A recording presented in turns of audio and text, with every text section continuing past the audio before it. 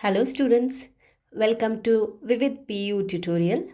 In this video, we will be discussing a few concepts from chapter 1 of first year PUC chemistry, some basic concepts of chemistry. The first thing you are going to understand here is what is chemistry and what is the role of chemistry in different aspects of life. So answering to the question what is chemistry,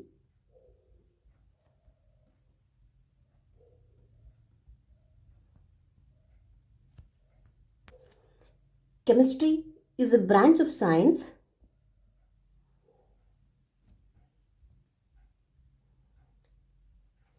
that studies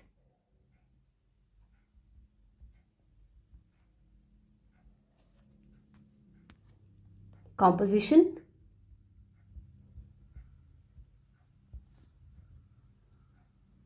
properties, and interaction of matter.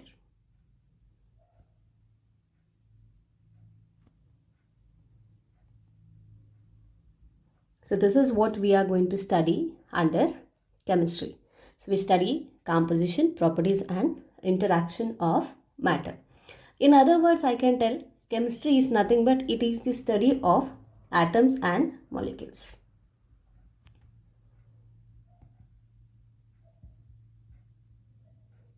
How these molecules are formed, how the atoms interact with one another, its properties. So everything is covered under the branch of science that is called as chemistry.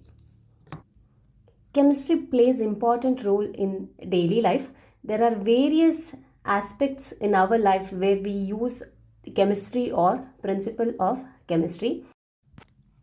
Now we will see what is the importance of chemistry in our life. Principles of chemistry are used in diverse areas, like I can list agriculture,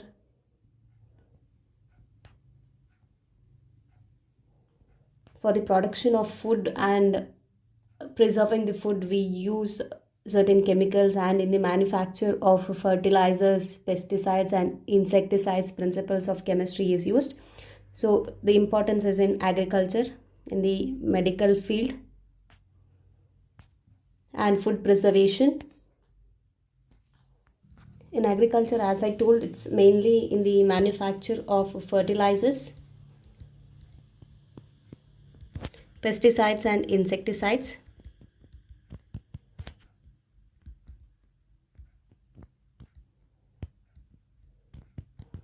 In food preservation, as well as the colors which are used for food, chemicals are employed. And the very important application of chemical principles is in the field of medicine, where important drugs have been discovered which were helpful for the mankind. And the very important drugs are cisplatin, which is used in the treatment of cancer, as well as Taxol. So these two are the very important drugs in the field of cancer therapy, which were discovered based on the principles of chemistry. So cisplatin and Taxol used in cancer therapy, and a drug AZT, which stands for azidothymidine, which is used to help AIDS victims. So these are the drugs that are very important for mankind. Chemistry is intertwined with other branches of science such as physics, biology, geology as well. So combining with all the other branches of science, chemistry and the principle of chemistry does a lot of benefit to mankind. And chemistry provides a lot of research areas for human to discover new technologies which can help out the human beings to develop more. That's why the study of chemistry and the chemical principles are very important to the young generation. And now let us discuss about nature of matter and classification of matter based on various consideration. So you all familiar with what is matter? Matter is anything that has mass and it occupies space. And the examples for matter are pen, pencil, water, air, book, and many more examples which you can give. It's anything which has mass and it occupies space. Now going to the classification of matter based on physical state as well as based on the composition, we are going to classify matter into different types. So first we will discuss classification of matter based on its physical state. Based on the physical state, matter is classified into three types, and the first classification is solid, liquid, and gas. Here in this diagram you can see the arrangement of particles in various state.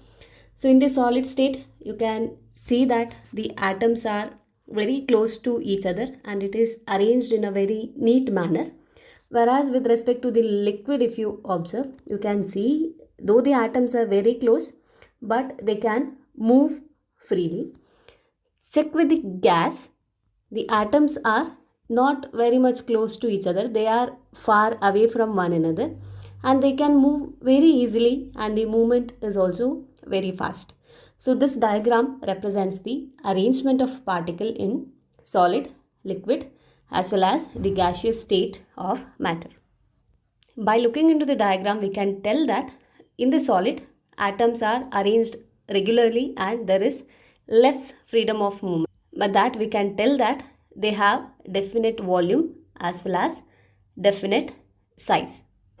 Particles in liquid are very free to move, then I can tell that liquids do not have definite shape but they have definite volume. Particles in the gaseous state move very easily and very freely, that the gas do not have definite shape or definite volume. And these liquids will take the shape of the container. Whereas gases, they completely occupy the container in which it is placed. And you should remember that all these three states, I mean the solid, liquid and gaseous states, are interconvertible. By changing the conditions of pressure as well as temperature, we can convert one state of matter to the other state. That is, by heating a solid, it can be converted into liquid, and the liquid upon heating, it can be converted into gaseous state. The same way, gas can be converted into liquid by cooling it. Meanwhile, liquid can be converted into solid again by cooling. So this conversion from one state to the other state can be achieved either by changing the conditions of pressure or by changing the condition of temperature. So upon heating solid we get liquid, liquid further upon heating we get gas, and the gas upon cooling we get liquid, liquid further cooled it get solidified. This is the classification of matter based on its physical state. Now at the macroscopic level, matter can be classified into different types. Let me explain those classification now. Based on the composition, matter is classified into two types. It is mixtures and pure substances. Mixtures is the combination of two or more substances in any ratio, whereas pure substances are combination of two or more substances in a fixed ratio.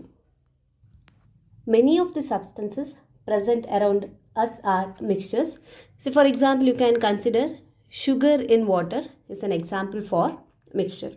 And the examples for pure substance can be water, oxygen and even the elemental sodium. So here you can observe that the substances are combined in fixed ratio. Two hydrogen atoms and one oxygen atom combining together makes up water molecule. So the examples are like this. Mixtures as well as pure substances are also classified further. Mixtures are classified into homogeneous mixtures and heterogeneous mixtures. And pure substances are classified into elements and compounds. Homogeneous mixtures are the one in which composition is uniform. As an example, you can consider sugar water mixture. Whereas heterogeneous mixtures, the composition is not uniform throughout. As an example, you can consider sand and water. Elements are the pure substances which are made up of same type of particles, whereas compounds are the pure substances which are made up of different particles. So the examples for elements, you can consider iron and oxygen molecule, whereas for compounds I can give water as an example because it is made up of different particles combined in a fixed ratio. And this is how matter is classified based on its composition. Mixtures and pure substances are the first classification, and these two are further classified into homogeneous mixture as well as heterogeneous mixture. Pure substances are classified as elements and compounds. Every substance has its characteristic properties, and these properties are categorized into two: physical properties as well as chemical properties. The properties of the matter which can be measured and it can be observed without changing the composition of matter are the physical properties. For example, volume, color, boiling point, order, etc. can be measured without changing the composition. Hence, they are falling under physical properties. Now coming to the chemical properties, these are observed during chemical change. Whenever a chemical reaction is happening, we observe chemical changes, and that is categorized as chemical properties. Here, composition of matter will change. So this is an important point that you should remember. During the physical property, the composition of matter will not change in case of a physical property, whereas in chemical properties, you observe change in composition of matter. Example for chemical properties are acidity, basicity, or combustibility. Many of the properties of matter are quantitative in nature. That means we can measure those properties. For example, if you consider length, mass, area, or even volume, all these properties of matter can be measured. Now we will go in detail to study what are the basic quantities and what are the units that are used to measure these basic quantities. There are 7 basic physical quantities and 7 base units for these physical quantities. Now we will try to list it and study it. The 7 base physical quantities are length, mass, time, electric current, thermodynamic temperature or just temperature you can tell, amount of substance, and luminous intensity. And the symbol for length is represented by small letter alphabet L, mass is represented by M, time is T, electric current is represented by capital letter I, temperature is represented by capital letter T, the amount of substance is represented by small letter N, luminous intensity is represented by IV. Where the international system of unit, the SI unit for length is meter, it is represented by small letter m. For mass it is kg, the unit is kg and name is kilogram. The name of unit for time is second, it is represented by S. For electric current, the name is ampere, it is represented by capital letter A. For thermodynamic temperature, the unit is Kelvin, represented by K. And the unit for amount of substance is mole, it is represented by MOL. The unit for luminous intensity is candela, represented by CD. These base physical quantities and the SI units for all these base physical quantities are very important, and you need to remember all these units. There are various prefixes that are used in the SI system of units, and you need to remember a few prefixes that are used in SI system. When the multiple is 10 raised to minus 15, the 10 power minus 15, the prefix is fem2 denoted by F. When it is 10 raised to minus 12, the prefix is pico represented by P. 10 raised to minus 9 is nano represented by N. 10 raised to minus 6 is represented by mu, it is micro. 10 power minus 3 is milli represented by small letter m. 10 raised to minus 2 is centi represented by C. 10 raised to minus 1 is deci represented by D. And 10 is written with the prefix deca represented by DA. 10 raised to 2 is hecto represented by H. 10 raised to 3 is kilo represented by K. 10 power 6 is written as mega represented by capital M. 10 raised to 9 is giga represented by G. 10 power 12 is tera represented by T. 10 power 15 is prefixed as peta and the symbol is P. Now you might admire where this is used. Say for example the distance traveled. Say let me consider the 2 points, say point A and B, and I tell the distance between these 2 points A and B. It is nothing but it is measurement of length, and the SI unit of length is meter, right? So the unit of length is meter represented by M, and how visually we tell distance is in terms of kilometer, right? Say suppose the distance between the 2 places A and B you consider, and I tell this as 1000 kilometer. Okay, so I told here the distance between A and B is 1000 kilometer. The SI unit is meter. I have represented it in terms of kilometer. So what does that mean? Kilo means it tells that it is 10 power 3. So I can write this as 1000 into 10 power 3 meter. Okay, so this is how you can use these prefixes as well as symbol. Now we shall discuss about mass and weight, volume, density and temperature. Mass of a substance represent amount of matter present in it, whereas weight is nothing but it is the force exerted by the gravity of the earth on the object. We call it as weight. And mass of the substance is constant. It do not change with place, whereas weight of the substance, it changes from one place to another because the variation of gravity is observed. And the SI unit of mass is kilograms. In the laboratories, a smaller unit of measurement is used, that is grams. So where 1 kg means that it is equal to 1000 grams. So grams is used in laboratories for measuring a smaller quantity of the substance. Volume has the unit of length, and the SI unit of volume is length cube. Means it is meter cube. The SI unit of volume is meter cube. This is important to remember. In chemical laboratories, smaller units are used for volume, that is centimeter cube or decimeter cube, cm cube or dm cube.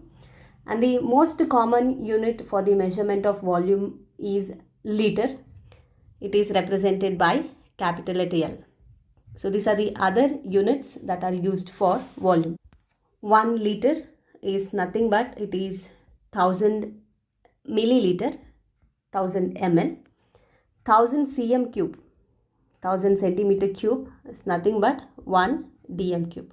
So these values you have to remember. 1 liter means 1000 ml, or this is equal to 1000 cm cube. So ml, milliliter as well as centimeter cube both mean same. So 1000 cm cube is equal to 1 dm cube. So all these are the units of volume. In case of the laboratories, volume of certain liquids or solutions that has to be measured. So that can be done by using certain glasswares. These glasswares are used in laboratories to measure the volume of liquid or solution. So it can be either using burette, or you can make use of pipette, glass cylinder, graduated cylinder you can use, or you can make use of the volumetric flask.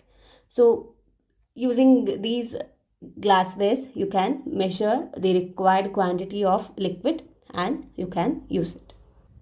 Density of a substance is mass per unit volume of the substance, and the density can be given by the formula. It is mass upon volume. So in order to write the SI unit for density, we have to find what is the SI unit of mass divided by the SI unit of volume, and this gives us the SI unit for density.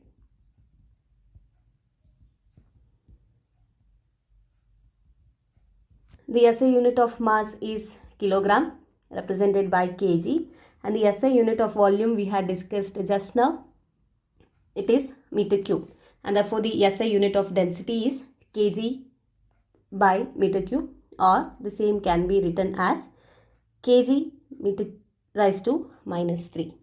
So this is the SI unit for density. It's important to remember. And a smaller unit for density is written as gram per centimeter cube. The SI unit is kg per meter cube, and the smaller unit, in any case if it is need to be used by the chemist, they use gram per centimeter cube. Moving to the units of temperature, there are 3 common scales by which we can measure the temperature. The first is degree Celsius scale, and the second one is degree Fahrenheit scale. Third is the Kelvin scale. So these are the 3 scales commonly used to measure the temperature. Here Kelvin is the SI unit.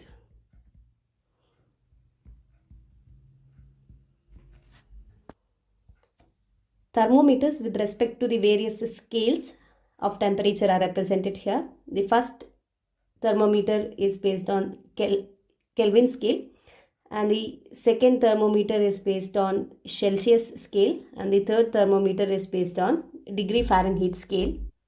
And these temperatures can be related by the equation degree Fahrenheit is equal to 9/5 degree centigrade plus 32, and the relation between the Kelvin scale as well as the Celsius scale is K is equal to degree centigrade plus 273.15.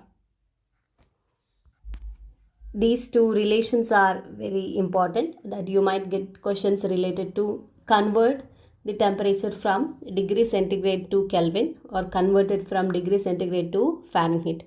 So you need to remember these two relations, and don't forget that the SI unit of temperature is Kelvin. PDF of this video is provided to you in the description box. You can download the PDF for your reference. I hope the concepts discussed are clear to everyone. Thank you for watching. Like and share the videos if the content provided here are useful to you, and subscribe to our channel for more updates. Do not forget to press the bell icon to get notified about the upcoming videos.